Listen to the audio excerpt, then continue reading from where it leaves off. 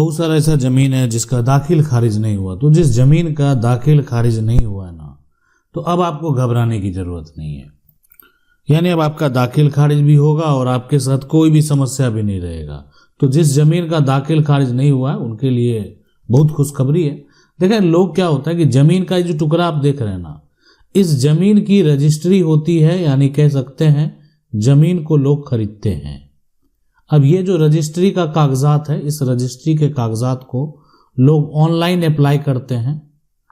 यानी online apply करने के बाद क्या होता है कि ये सेल डीड जो है, ज़मीन की जो रजिस्ट्री है, इसको वेरीफाई किया जाता है। राजस्व के कर्मचारी होते हैं, राजस्व के अधिकारी होते हैं, ये कागजात को वेरीफाई करते हैं कि आखिरकार ये ज़मीन की रजिस्ट्री सही है या नहीं है। विक्रेता जो है वो सही आदमी है या नहीं है, विक्रेता कहीं गलत आदमी तो नहीं है, विक्रेता कहीं दूसरे का हिस्सा तो नहीं बेच दिया। अब ये जो क्रम चलता है चेक करने का, तो उसमें समस्याएं जो है अगर उत्पन्न ना हो, कोई भी दिक्कत नहीं है, तो जो राजस्व के अधिकारी होते हैं, जो राजस्व के कर्मचारी होते हैं, वो स्पष्ट तरीके से ये बात जो है क्लियर कर देते हैं कि यहाँ पर कोई भी समस्या नहीं है। अब कोई भी अगर समस्या है ही नहीं तो फिर घबराने की ज़रूरत नहीं है, टेंशन लेने की ज़रूरत नहीं है। लेकिन अगर मान लेते हैं कि कोई समस्या उत्पन्न हो गया तो फिर तो क्या होगा, उसके ऊपर कार्रवाई होना चाहिए। अब यहाँ पर क्या हुआ होता है कि सबसे पहले करेक्शन स्लिप जो है वो जनरेट कर दिया जाता है, इसलिए कि यहाँ पर देखा गया, जब इसको जांच किया गया ना, तो देखा गया ज़मीन का जो जमाबंदी है, जमाबंदी रैयत, यानी रैयत के, यानी जो पुत्र हैं, पुत्र ने बेचा है। यानी ये बात का जांच किया गया कि आखिर विक्रेता कौन है। अब अंचल लेवल के जो अधिकारी हैं उनका यही तो काम है। आप जांच करेंगे, आपको एक क्षेत्र दिया गया है, वहां पता लगाएंगे कि जमाबंदी जो भी है जिसके नाम दर्ज है, तो बेचने वाला कौन है। तो पता चला कि नहीं, बेचने वाला जो है वो कौन है, वो बेटा है। तो बेटा अगर बेचा है तो कोई समस्या नहीं है और किसी प्रकार का कोई भी ऑब्जेक्शन नहीं आया। यानी अगर यहाँ पर जो है कोई ऑब्जेक्शन आता तो कार्रवाई होती, तो यहाँ पर किसी प्रकार का कोई भी ऑब्जेक्शन नहीं आया। तो इसलिए क्या हुआ कि जो म्यूटेशन है, दाखिल खारिज है, उसकी यहाँ पर स्वीकृति दी गई। तो स्वीकृति दी गई मतलब हो गया कि दाखिल खारिज हो गया। जमीन जो खरीदा गया, जमीन का जो केवला था, उसका दाखिल खारिज हो गया। इसलिए कि कोई समस्या जब नहीं है तो दाखिल खारिज में कोई ऑब्जेक्शन है ही नहीं, कोई विवाद है ही नहीं, कोई एक तरह से समस्या है ही नहीं। वेरीफाई कर लिया गया कि पिता के नाम से जमीन का जमाबंदी था और बेटा जमीन बेच दिया है, कोई समस्या नहीं हुआ, उनका दाखिल खारिज इजीली हो जाता है। देखिए, जमीन की जो रजिस्ट्री होती है, जमीन का जो केवाला होता है, तो जमीन का जो रजिस्ट्री हुआ, तो ये रजिस्ट्री जो है, इससे जमीन का आप कह सकते हैं ओनरशिप मिलता है, जिसको आप क्या बोलते हैं, मालिकाना हक। तो रजिस्ट्री अगर हुआ तो मालिकाना हक मिला। लेकिन इस रजिस्ट्री से जमीन का अगर दाखिल खारिज होता है तो दाखिल खारिज से जो मालिकाना हक है ना, मालिकाना हक नहीं मिलता। यानी अगर कोई जमीन का दाखिल खारिज करा लिया है तो दाखिल खारिज से मालिकाना हक किसी को नहीं मिलता। और ऐसा सुप्रीम कोर्ट के कई फैसले में भी कहा गया है कि रजिस्ट्री से मालिकाना हक जरूर मिलेगा। जमीन आपने खरीद लिया, आपके पास जमीन का केवाला है, आपके पास जमीन का बैनामा है, आपके पास जमीन का यानी कह सकते हैं सेल डीड है, तो ये सभी दस्तावेज आपके पास है। तो आपको इस दस्तावेज के आधार पर मालिकाना हक मिलेगा, ना कि दाखिल खारिज। बहुत सारे ऐसे लोग हैं जो जमीन का गलत तरीके से दाखिल खारिज करा लिए, अपना नाम दर्ज करा लिए। उनको लगता है कि जमीन का जो है रसीद हम कटा रहे हैं तो जमीन हमारा हो गया, दाखिल खारिज म्यूटेशन हम करा लिए, जमीन हमारा हो गया। कोई भी व्यक्ति जमीन का रसीद कटाकर, दाखिल खारिज कराकर जो है जमीन का मालिक नहीं बन सकता है। और ये सुप्रीम कोर्ट के फैसले में भी कहा गया कि महज दाखिल खारिज से पर जो है मालिकाना हक नहीं मिलता है। यानी एक मामला हुआ, ये बोला कि नहीं, सुप्रीम कोर्ट ने कहा कि राजस्व रिकॉर्ड में बस ये एंट्री करना है, मतलब सर ये कौन टैक्स दे रहा है, और ये राजस्व रिकॉर्ड में एंट्री करा लेने से आपके जो है पास ऐसा नहीं हो गया कि ये ज़मीन का, अगर मान लेते हैं आज इनके पास ज़मीन का केवाला मौजूद है, लेकिन किसी कारण बस ये दाखिल खारिज नहीं करा पाए, विवाद था, परिवार में विवाद था, अन्य बहुत सारे कारण थे, तो ये प्लॉट का एंट्री जो है कोई और व्यक्ति करा लिया, तो ये प्लॉट का एंट्री करा लेने से कोई व्यक्ति ज़मीन का मालिक नहीं बन जाएगा। यानी ये प्लॉट कोई अपने नाम पर अगर दर्ज करा लिया तो वो ज़मीन का मालिक नहीं बन जाएगा। अब बहुत सारे लोग ऐसा सवाल पूछ देते हैं कि आखिर क्यों जरूरी है दाखिल खारिज, तब ठीक है रजिस्ट्री हो ही गया है तो दाखिल खारिज का जरूरत क्या है, और ये सवाल होना भी चाहिए। देखिए हम आपको बता देना, ये रजिस्ट्री जो है ये सुरक्षित रहता है, इसको आप ऐसे समझ लें, ये ज़मीन का जो केवाला है ना, अब है कि जिनको ये जो ज़मीन है ना, ये ज़मीन जो है जो बेचा गया, तो ये तो खरीदार थे, यहाँ पर ये खरीदार है, अब खरीदार हैं, इनके पास क्या है, ज़मीन का केवाला है।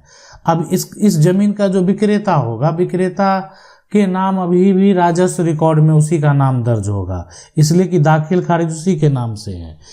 ये इनके पास क्या है, केवाला है।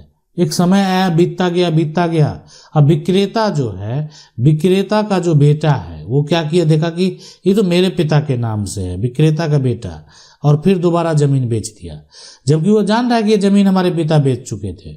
अब कहेंगे ये तो गलत है, ये तो एक तरह उसके ऊपर कानूनी कार्रवाई होगी, बिल्कुल कानूनी कार्रवाई होगी, और ये जो व्यक्ति खरीदार है इनकी जीत भी होगी, लेकिन ये इस उलझन में फंस गए, ये सुरक्षित नहीं रहे, और अगर ये दाखिल खारिज करा लेते तो ये सुरक्षित रहते, इनका अधिकार खत्म नहीं हुआ। सिर्फ ये हो गया कि विक्रेता और नए खरीदार, इससे इनका एक कानूनी लड़ाई बढ़ गया। सुरक्षित रहने के लिए ये दाखिल खारिज जो है बेहद ज़रूरी है, और कोई व्यक्ति ऐसे हैं जो दाखिल खारिज करा लेते हैं स्टाम्प पर ज़मीन लिखाकर, तो सिर्फ महज दाखिल खारिज करा लेने से आपको मालिकाना हक नहीं मिलता है, सिर्फ म्यूटेशन आपका है तो कानूनी तौर पर आप मालिक नहीं हैं। अब देखें यहाँ पर रिजेक्टेड वाला जो समस्या है कि रिजेक्शन जो है ना, यानी कोई भी अगर मान लेते हैं ऑनलाइन अप्लाई किया और किसी ने क्या किया, यहाँ पर ऑब्जेक्शन लगा दिया। अब ऑनलाइन ये ज़मीन का जो आप केवाला देख रहे हैं, इसको ऑनलाइन दाखिल खारिज कराने के लिए अप्लाई किया, एक आदमी आता है, परिवार का सदस्य, वो ऑब्जेक्शन लगा दिया कि यह ज़मीन मेरा हिस्सा है, इन्होंने स्पष्ट तरीके से कह दिया ये ज़मीन जो है मेरा हिस्सा है।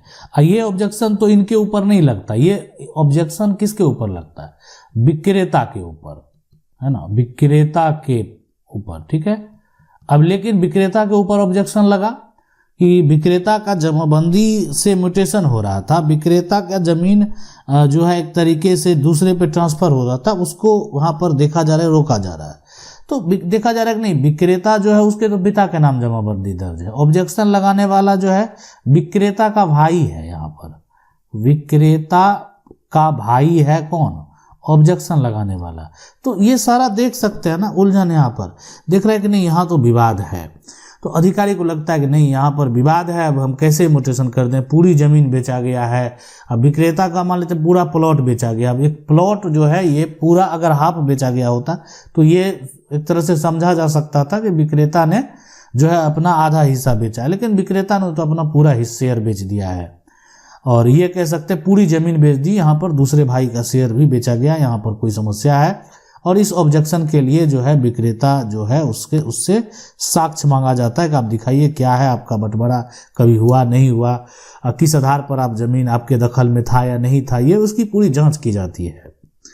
और जो अधिकारी है उनको लगता है कि नहीं इसमें किसी प्रकार की त्रुटि हुई है, तो ये जो आपका प्रक्रिया है उसको रिजेक्ट कर दिया जाता है। रिजेक्शन के बाद जो है आगे की कार्रवाई होती है, यानी रिजेक्शन के बाद भी आप अपील कर सकते हैं। आप इसलिए कि आप ज़मीन खरीदे हैं, आपको अधिकार है अपील करने का, आप ऊपर जाने का, तो आप अपना पक्ष रखने का प्रयास करेंगे। तो ये होता है कि रिजेक्टेड के बाद का वो विकल्प है। उसके बाद ऑब्जेक्टेड केस भी आपको देखने को मिलेगा कि बहुत सारे ऐसे मामले हैं जहां पर कि एक तरीके से पहले से ही ऑब्जेक्शन लगा हुआ है, और ये ऑब्जेक्शन आप चाहें तो ऑनलाइन भी ऑब्जेक्शन लगा सकते हैं, ठीक है।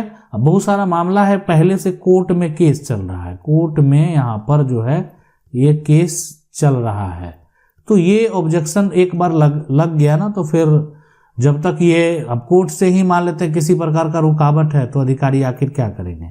उसी जमीन को पर पहले से विवाद चल रहा था, तो फिर वो विक्रेता के पिता के नाम है, विक्रेता के दादा के नाम है, वहाँ पर बंटवारा का केस चल रहा है, वहाँ पर टाइटल का केस चल रहा है। तो ऐसे सिचुएशन में ये पहले से ही इस पर ऑब्जेक्शन है, और जैसे ही ये बात स्पष्ट होगा, जानकारी होगा कि नहीं इस पर जो है केस चल रहा है, तो इस तरह का जो म्यूटेशन है, दाखिल खारिज है, उसको रिजेक्ट किया जा सकता है।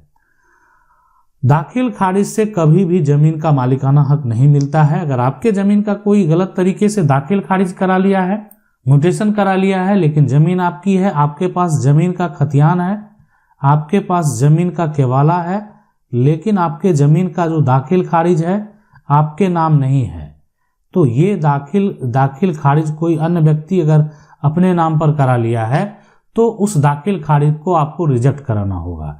इसके लिए आप जो है राजस्व के जो अधिकारी हैं उनके पास आप आवेदन दे सकते हैं। अगर उसकी जमाबंदी गलत तरीके से की गई है, तो आप चाहे तो जिला कलेक्टर यानी एडीएम कोर्ट में जो है आप केस भी फाइल कर सकते हैं। तो ये है पूरा प्रक्रिया। जिस जमीन का दाखिल खारिज नहीं हुआ है उनको भी घबराने की जरूरत नहीं है।